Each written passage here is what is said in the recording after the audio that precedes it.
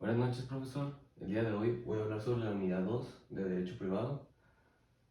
Estos son algunos temas de los que vimos en la unidad. Son algunos, faltan otros, pero voy a hablar en específico sobre 6 temas.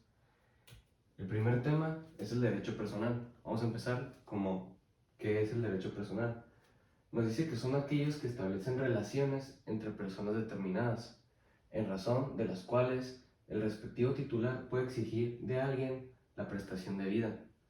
Se llaman también derechos crediticios o obligaciones. En este derecho personal existen dos personas. Se le llama el sujeto activo y el sujeto pasivo. El sujeto activo es el titular, es el acreedor, el que goza de la prerrogativa de exigir el cumplimiento de la prestación. Y el sujeto pasivo es el deudor, es decir, quien está obligado a entregar o realizar la prestación acordada. Un ejemplo puede ser un reclamo de una deuda en particular. Por ejemplo, aquí tenemos al sujeto activo, que es el acreedor, quien puede exigir el cumplimiento de la prestación. Y por otro lado, también nos encontramos con un sujeto pasivo, que es el deudor, quien está obligado al cumplimiento de la prestación. Este derecho se divide en dos ramas, el derecho personal y el derecho real. Y ahora bien, ¿qué es el derecho real?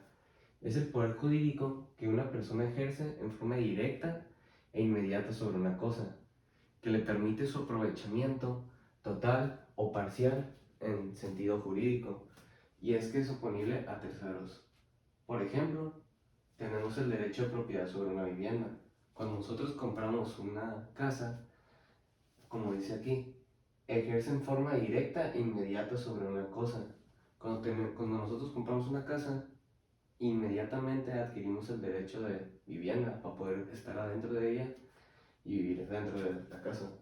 Como dice aquí, el derecho real es aquel que permite a su titular obtener un beneficio económico de un determinado bien. Algunos ejemplos de derechos reales son la posesión, el usufructo, la ocupación y la transmisión. Y como anteriormente hablé, el derecho de propiedad es un tipo de derecho real donde los poderes del titular son plenos sobre el activo. El titular de un derecho real puede impedir que otras personas accedan al bien protegido, así bien es una casa. Vamos a continuar con los temas y tenemos el derecho subjetivo. Aquí tengo una imagen para poder entender mejor lo que es el derecho subjetivo y el objetivo. Primero vamos a ver esto.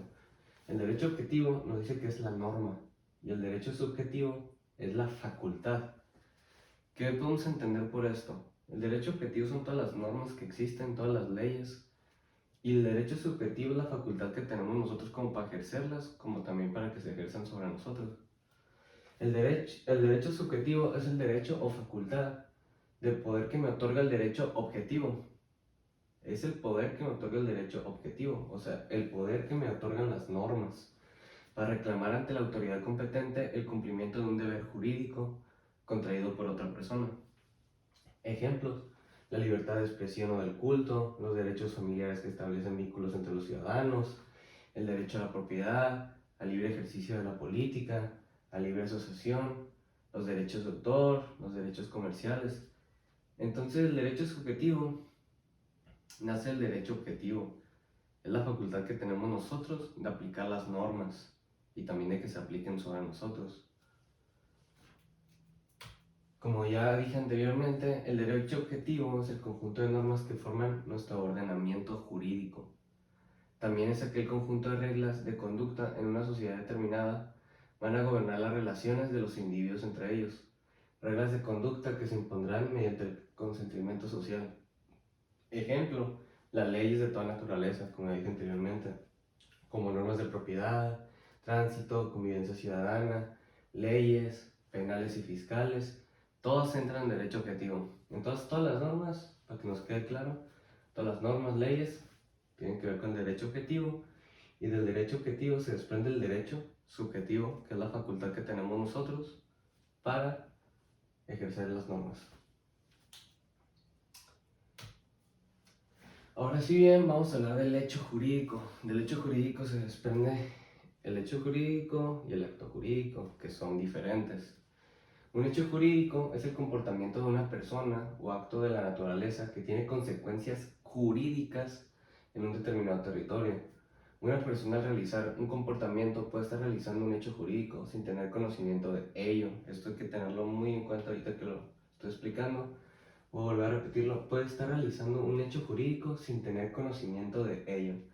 O puede estar realizando a sabiendas de que su comportamiento tendrá consecuencias jurídicas. El hecho jurídico se divide en dos, ya que puede ser por un hecho natural o fuerza mayor, que puede ser, esto se refiere a actos de naturaleza que tienen consecuencias jurídicas como desastres naturales que arrasan propiedades, ya sea que nazca una obligación jurídica, por ejemplo, entre una aseguradora y una aseguradora. Estos desastres se conocen como fuerza mayor. Como aquí dije otra vez, tienen consecuencias jurídicas, por ejemplo, si hay un terremoto, una tormenta que se lleve casas, un tornado que se lleve casas como la imagen, una inundación que se hunda carros, pero si existe un seguro, si tú tienes un seguro en tu propiedad, en tu carro, este, este hecho que pasó, o sea, la tormenta, el tornado, tiene consecuencias jurídicamente, porque si tenemos un préstamo, como aquí dice, nace una obligación jurídica de la aseguranza tener que pagarte los daños y pues esto se le llama hecho jurídico. O también existe tanto el hecho natural como por las personas, pero la persona en este caso no debe tener un comportamiento, pero que no esté consciente o que no esté en su voluntad este hecho que haya pasado. Por ejemplo, la muerte o el nacimiento de una persona. Cuando nosotros nacemos o cuando nosotros nos morimos, no es con nuestra voluntad, nosotros no nos queremos morir o al nacer nosotros no decidimos nacer. Entonces, en resumen, el hecho jurídico son cosas que pasan más allá que está fuera de nuestras manos y pues se divide entre el comportamiento de las personas, pero que no está en nuestra voluntad, o en un hecho natural, que se le llama hecho de fuerza mayor también. Ahora sí bien, el acto jurídico es totalmente lo contrario al hecho jurídico. Hablamos de que en el hecho jurídico no hay voluntad de nuestra persona sobre lo que está pasando, pero dentro del acto jurídico nos dice que se define el acto jurídico como la manifestación de voluntad, hecha con el propósito de crear, modificar o extinguir derechos, y que produce los efectos queridos por su autor o por las partes porque la ley sanciona dicha manifestación de voluntad. Por ejemplo, el pago de una deuda. Nosotros lo hacemos con un propósito, con nuestra voluntad y tiene un propósito de que cause algo dentro. La registración del nacimiento de un bebé. Ahorita hablamos del nacimiento de un bebé en el hecho jurídico, pero es cuando nace el bebé. O sea, el bebé no quiso nacer por dicha forma, pero al registrarlo, los padres están conscientes y está en su voluntad registrarlo. Y por eso aquí se denomina como un acto jurídico. O la compra de un bien inmueble. Esto tiene el propósito de crear derechos. Entonces, para entenderlo mejor, vamos a explicar sus diferencias. Hablamos de que el acto jurídico son actos que se producen por medio de la voluntad y que crean consecuencias en el derecho. Y el hecho jurídico como actos que sin mediar la voluntad crean consecuencias de derechos.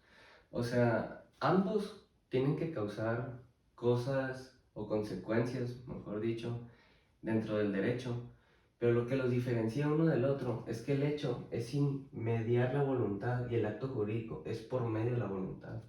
Por ejemplo, el hecho jurídico, desastres naturales, como hablamos los de fuerza mayor, no está en nuestra voluntad, no está en nuestras manos, pero sin embargo causa una consecuencia dentro del derecho. ¿Por qué? Porque causa obligaciones. Por ejemplo, en la aseguranza, como ya hablé, accidentes, igual, si nosotros chocamos, no estuvo en nuestra voluntad querer chocar, pero sin embargo, esto va a causar que la aseguranza vaya a tener que pagar eso. O nacimientos, como ya bien dije, el bebé pues, ahora sí se escucha un poco raro, pero pues él nos decidió nacer y pues, pero tiene consecuencias en el derecho. Y el acto jurídico de opuesto está todo por medio de la voluntad de la persona. Por ejemplo, contratos, registros, por ejemplo, una constitución de una empresa puede ser un acto jurídico, ya que nosotros estamos haciendo algo con nuestra voluntad, con un fin de crear una consecuencia dentro del derecho.